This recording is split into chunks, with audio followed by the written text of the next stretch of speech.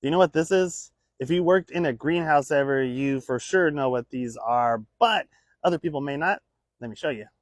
This is a wiggle wire, and it's not just because they wiggle around whenever you hold them, because all wires do that. We use them to hold greenhouse roofs on and shade cloth on top of our greenhouses, and we use them with these little channels. Let me just show you.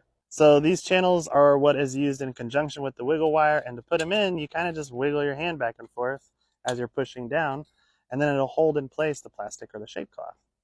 So yeah, we get to walk in the gutters of the greenhouses and pull the shade cloth or pull the plastic or whatever we're doing. And oftentimes we have to do this multiple times a year because we might have plastic on the greenhouse in the winter, then we'll strip it off and then we'll put shade cloth for summer months and things like that. But really, wiggle wires are just an excellent tool for pinching the heck out of your fingertips.